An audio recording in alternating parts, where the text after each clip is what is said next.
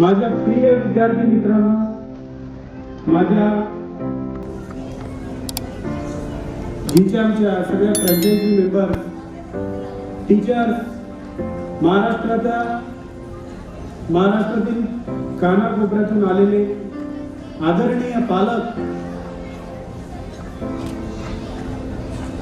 आणि माझ्या सहकारी मित्रांनो,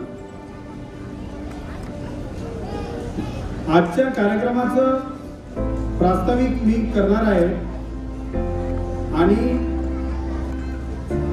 सर्व मुलांनी एकदा स्वतःसाठी टाळ्या वाजवायच्या आहेत.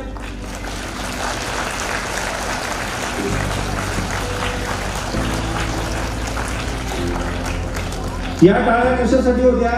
या टाळ्या तुमच्या डिटर्मिनेशन साठी होत्या. या टाळ्या कशासाठी होत्या?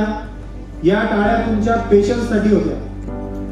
या टाळ्या तुम्ही राज्यस्तरीय स्पर्धेमध्ये भाग घेतला त्याच्यासाठी होत्या आणि या टाळ्या तुम्ही राज्यस्तरीय स्पर्धेमध्ये भाग घेऊन खूप चांगली कामगिरी केलेली आहे त्याच्यासाठी होत्या.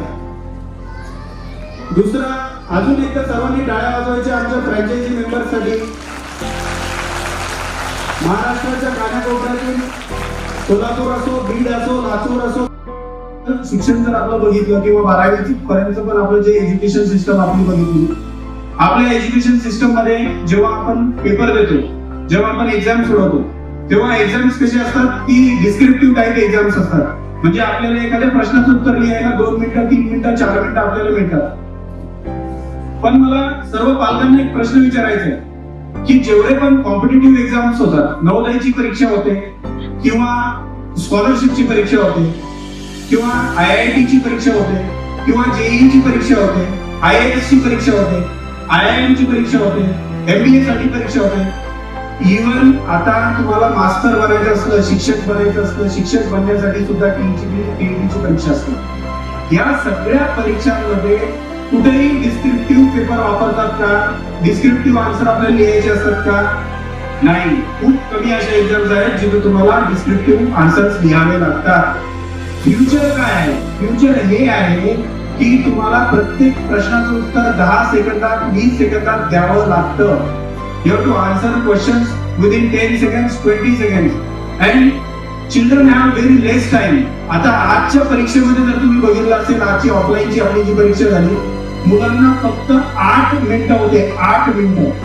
8 मिनिटाच्या पेपरमध्ये सुद्धा भरपूर अशी मुलं आहेत ज्यांनी 3 मिनिटांमध्ये, 4 मिनिटांमध्ये, 6 मिनिटांमध्ये असा पेपर सोडवलेला आहे. 4 मिनिटांमध्ये 100 क्वेश्चन सोडवणारे आमचे मुलं आहेत. त्यामुळे या सर्व मुलांचा तुम्हाला सर्वांना अभिमान असला पाहिजे. आम्हाला तर अभिमान आहे. सुद्धा ही गोष्ट लक्षात घ्यायची की मुलांना जास्तीत जास्त लेवल करण्यासाठी गाईड करायचे, पालकांना गाईड करायचे, जेणेकरून पुढे 11वी 12वी नंतर जे काही खर्च पालकांना लागणार आहे शिक्षणाचा, तो खर्च आपोआप कमी होईल. जर तुमचे मुलं 10 सेकंदात, 20 सेकंदात गणित सोडवायला लागले तर पुढे आपोआपच तुमचा खर्च, एक्सपेन्सेस हे खूप कमी होतील किंवा तुमचा मुलगा एका चांगल्या परीक्षेमध्ये इझिली उत्तीर्ण होऊ शकतो. एवढंच मला सांगायचं आहे की सर्वांनी पूर्ण लेवल्स करा.